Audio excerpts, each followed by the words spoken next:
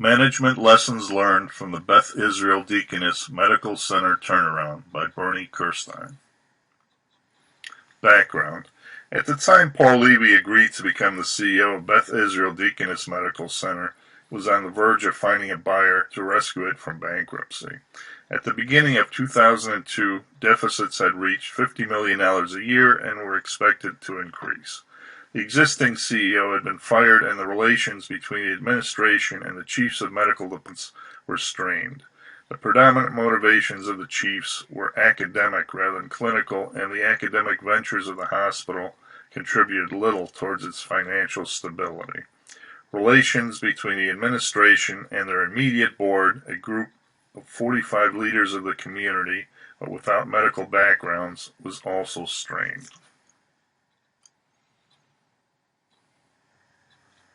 The relationship between the hospital and its holding company, Care Group, which was without its CEO, were worse yet.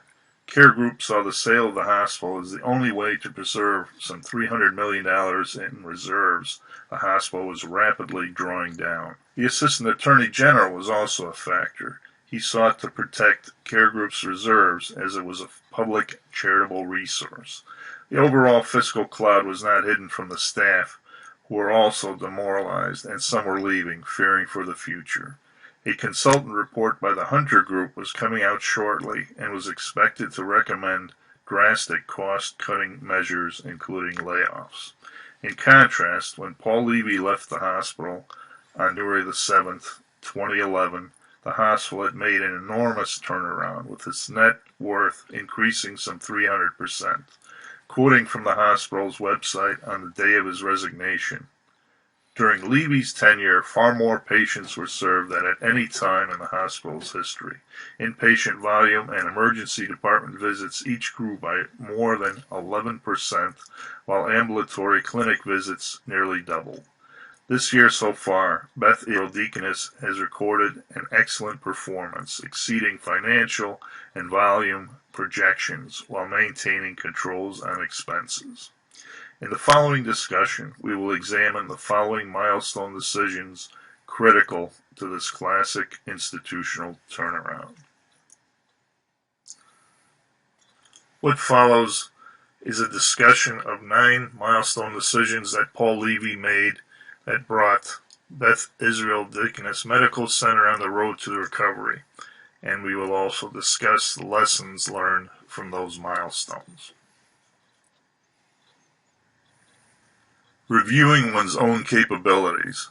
Paul Levy, a faculty member at Harvard University as the Executive Dean for Administration at the Harvard Medical School, was responsible for strategic planning and community and government relations, held a BA in economics and a master's in city planning, but no educational background in medicine.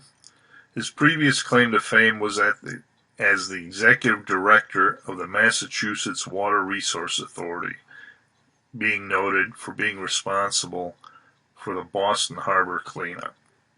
Levy had previously been in contact with the CEO and chairman of the board at Beth Israel Deaconess through his function as Chief Operating Officer of the Harvard Medical School, where he served as a liaison between the dean, the medical school, and the teaching hospitals with which Harvard was affiliated.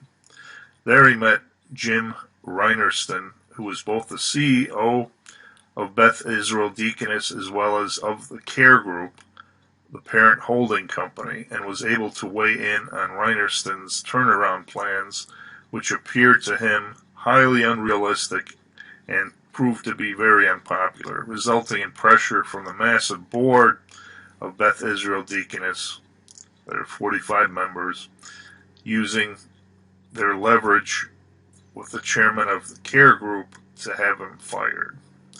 Levy's assessment came to be, as well as the dean of the Faculty of Medicine at Harvard, that the financial woes at Beth Israel Deaconess were not related to the practice of medicine, but were due to poor administration, in which Levy had previously demonstrated expertise.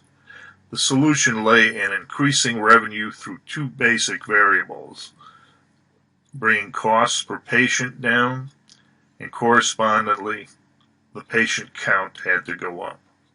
The lesson here is that one should determine if one has the set of skills and information necessary to grasp the range of variables that will be set into motion, and the skills to direct those variables in a positive direction before proceeding. Gathering the appropriate level of authority to be able to make major decisions. Before taking the position of CEO, Paul Levy insisted on the following conditions: that he be on the board before a consultant report from the Hunter Group came out, giving him time and place to set a framework for recovery beforehand. This would give the message that Levy was setting the agenda and that the consultant report would only be supporting evidence for his turnaround strategy, not the central guiding force for which he was just a facilitator. That the hospital board and the chiefs of the medical staff should not be involved in operational decisions. That any operational decisions from staff voiced to the board or chiefs be brought to the CEO first for Levy to deal with, therefore not undermining his authority. That the board size be reduced from the unwieldy 45, which was not conducive to rapid decision making. The lesson here is that by insisting on these preconditions to his hiring, he establishes that he would be expected to have full authority to make the operational changes that needed to be made to address one of the major variables that he needed to change to decrease costs.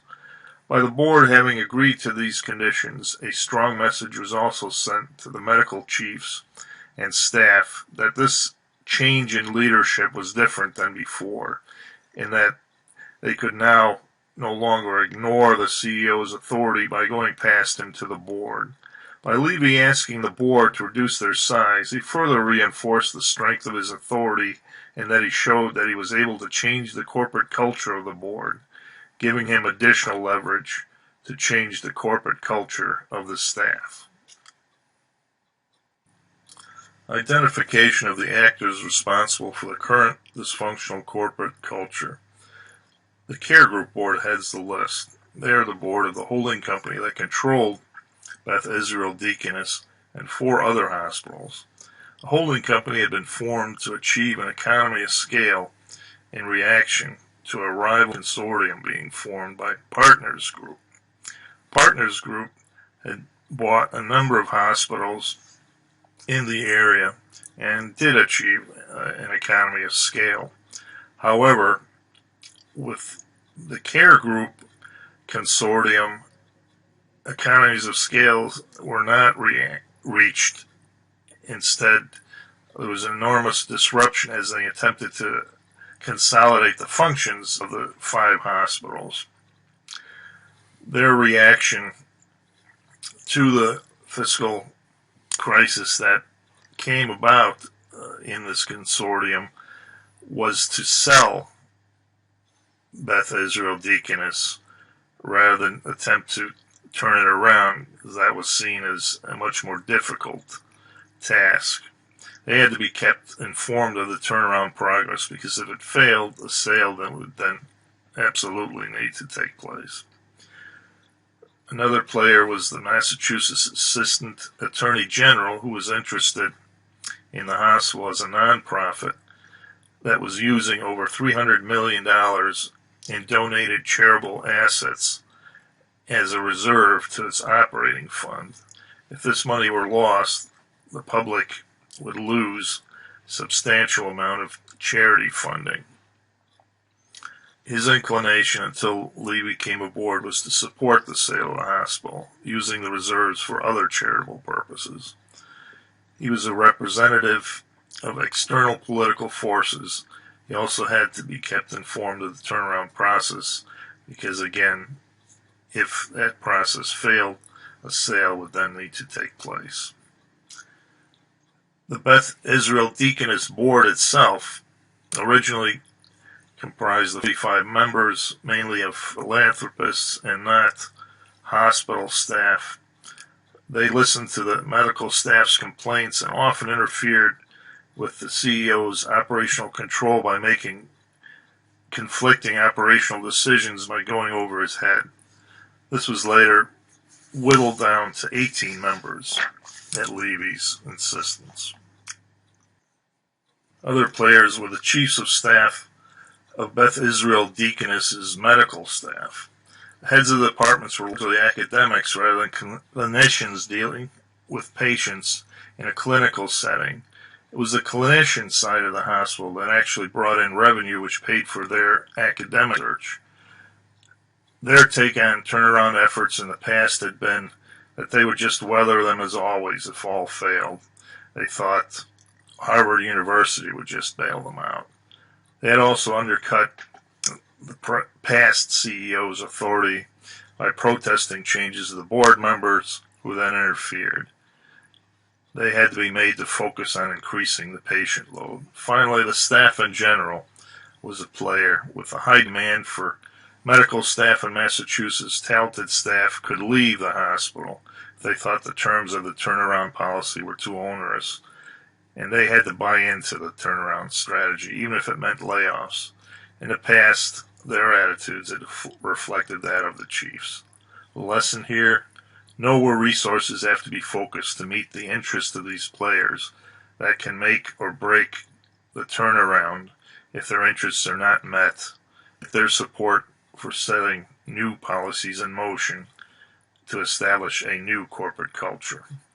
This also sets the framework for communications as to who needs to be kept informed of progress. Another milestone is to identify the threat to the institution and the need to change the current culture to overcome that threat. The threat Levy conveyed was the very real possibility that the hospital, a nonprofit teaching research hospital, could be sold to a for-profit hospital. This would end the hospital's affiliation with Harvard University, and it would no longer have the prestige and charitable significance of a research center. Also, the reputation of the hospital for its extraordinary patient-focused treatment could change. These were real threats to the hospital's board members, as many had given donation to the nonprofit research functions of the hospitals, which could end in the sale. The chiefs would no longer be on the Harvard University faculty, and many might then not be able to continue their research projects.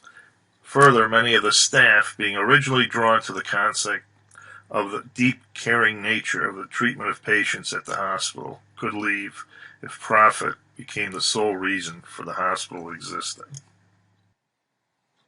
The lesson here is, in order for players to see top management as a positive force when they disrupt the status quo with new policies, players have to face the possibility of a severe negative outcome should the present course continue, and see the new top management as skilled facilitators of a strategy that will ultimately change the present course in the right direction and enhance their own survival. Another milestone is to provide a clear path out of the corporate dangers. Levy provided a plan to initially cut costs, then to increase the clinical patient count and develop partnerships for utilizing the hospital's research functions. His plan was reinforced by the hospital consultant's plan, which had similar, although more disruptive, recommendations.